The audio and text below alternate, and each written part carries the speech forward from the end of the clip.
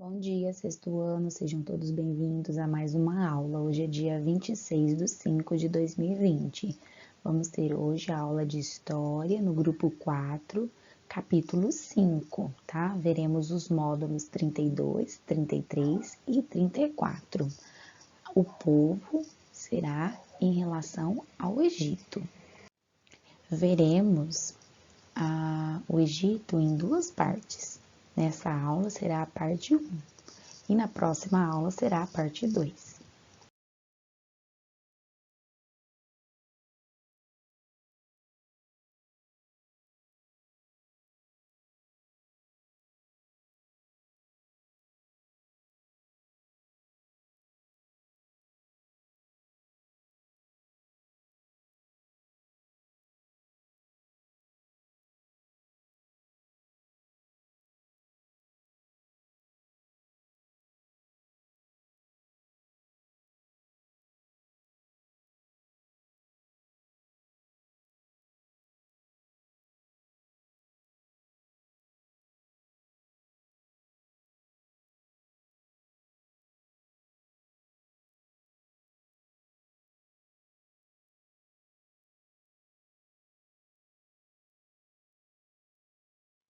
Então, essa grande civilização, mais conhecida como Egito, tá? A gente vai analisar aí no mapa. Ela fica pertinho, bem perto da Mesopotâmia, que nós vimos no capítulo anterior, que fala sobre a Mesopotâmia. Ela é uma região da qual o Egito faz parte também, tá? No mapa de vocês, a Mesopotâmia fica lá entre o rio Tigre e Eufrates, aquela partezinha verde.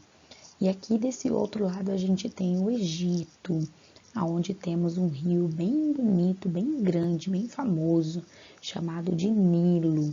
Ele era conhecido como o Egito é uma dádiva do Nilo. Então a região era como se fosse uma dádiva do rio, não ao contrário, porque essa região é uma região muito desértica, sem grandes rios. E aqui a gente vai ver várias civilizações vão viver em torno desses rios, que vai trazer muita sobrevivência, crescimento, e a gente vai ver um pouco também de exploração, tá? Então, como era conhecido o Egito? Ele era conhecido como dois períodos: Egito pré-dinástico e Egito dinástico.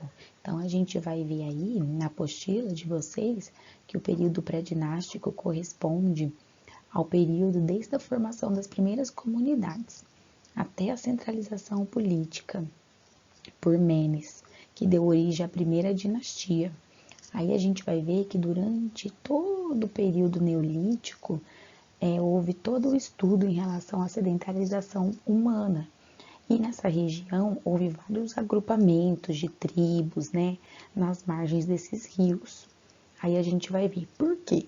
Porque esses rios, eles tinham uma região muito fértil, que era o humus, que era depositado durante as enchentes, como eu expliquei para vocês na aula anterior, em relação à Mesopotâmia. Aos poucos, havia toda essa formação, e o Egito, ele então vai passar a ter uma nova dependência, tá? Então, o Egito vai se formar dois reinos, o Egito Baixo e o Egito Alto. Então, a gente vai ver aí que tanto o Egito Alto quanto o Egito Baixo vai formar duas coroas, uma só. Então, a gente vai ter o símbolo da realeza, que é uma coroa branca com vermelho. Aí vocês têm a linha do tempo, né? Do período pré-dinástico, unificação do Menes, e depois no período dinástico, que é um período que ficou dividido em várias fases. Então a gente vê lá o Antigo Império, o período intermediário e o Médio Império, aonde a gente vê as construções das pirâmides, as estátuas, vai ter o faraó, vai ter o segundo período intermediário, o novo império, o terceiro império intermediário, época tardia, período greco-romano. Então, o Egito é cheio de fases, tá? E nós veremos, então, todo esse capítulo. Começando, então, a vida e sociedade no Egito. Como que era essa organização política, tá? faraó era uma figura muito importante do Egito, né? Ele era considerado Deus vivo, filho de Amon-Ra, o Deus Sol, a encarnação do Horus, o Deus Falcão. Então a gente vai dizer que o governo era teocrático, que significa que o governo era de origem divina. O faraó era para os egípcios responsável pelo equilíbrio e a natureza de tudo, ele que defendia o Egito. Ele era o senhor das terras e dos seres humanos que comandava todo o exército. E também tinha algumas atitudes e práticas em relação à economia e também presidia toda a justiça, ele que fazia o tribunal. Para auxiliar o faraó havia também um corpo de sacerdotes, funcionários reais, militares.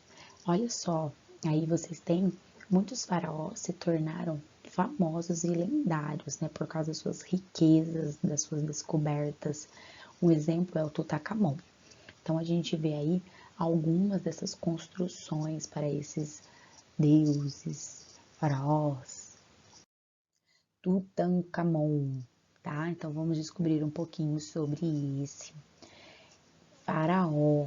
Então, pai dele, né, Faraó realizou uma reforma religiosa, tornando obrigatório o culto a um único deus, que era o Atum, o deus solar.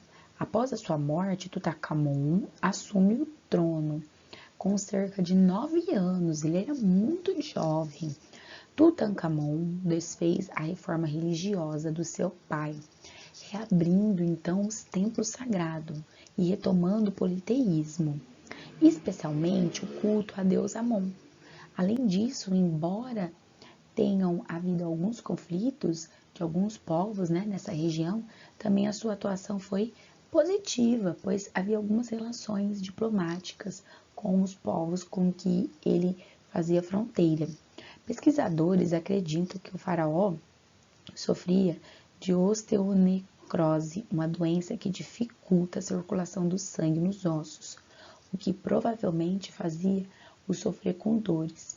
Também tinha dificuldade de locomoção, por isso estima-se que ele usava bengala, né, porque foram encontradas no túmulo, sejam do seu próprio uso. Casou-se e não teve filhos. Faleceu muito jovem, com cerca de 19 anos. Seu corpo precisou de 70 dias para ser mumificado, sendo sepultado no Vale dos Reis. Tutankhamon tornou-se um dos faraós mais famosos da história do Egito, pela imensa quantidade de riquezas encontradas no seu túmulo e uma descoberta. E tem também, né, uma lenda de Tutankhamon. Diz que pesquisadores, né, depois de muito tempo, foi ao seu túmulo.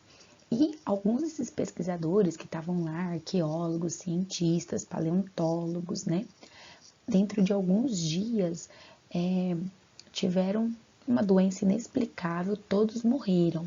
E todas as pessoas acharam que era a maldição de Tutankhamon, né? E não entraram mais no túmulo. Só que, depois de alguns anos, houve outros cientistas que retornaram lá, né, devidamente, todo prevenido, com luvas, máscara, equipamentos, e aí então entraram no túmulo de Tutankhamon e não morreram. Então isso foi uma lenda, um mito. Provavelmente essas pessoas, né, que entraram antes, eles não usaram os materiais devidamente, como luvas, máscara, para poder manusear essas coisas antigas, né? Ainda mais se lembrando que era um túmulo. E aí vocês têm, então, um pouquinho, né, de como era a formação da sociedade do Egito. Então, a gente tem aí que lembrar que além deles morarem em torno aí do Rio Nilo, né, eles construíram várias obras como canais de irrigação, diques, reservatórios de água, né,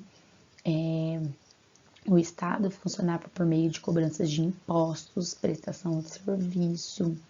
Então, eles tinham muitas plantas, cresciam em torno dos rios, né? E o Rio Nilo era um deles. Então, eles tinham uma renda muito elevada nessa região. Produção também do papiro era utilizado para cestos, sandálias, cordas. Então, a gente vê aí porque eles eram grandes artesãos, né? Para lidar com as cheias do Nilo também, eles elaboraram rudimentos na geometria, dando origem aí a cordas, grandes cordas, né? E também na economia a gente pode observar que eles cultivavam trigo, linho, algodão, legumes, criação de animais, cavalos, bois, aí tinha também a pesca, caçavam e variadas técnicas que eles foram desenvolvendo. Temos aí a pirâmide da sociedade, né, onde o faraó e a família dele está no topo, nobres, sacerdotes, escribas. Escribas eram os funcionários, né, reais que escreviam, relatavam tudo. Artesãos e camponeses e, por último, escravos, né, sem vez nem voto. Então a gente vê aí que o faraó estava sempre no topo dessa pirâmide.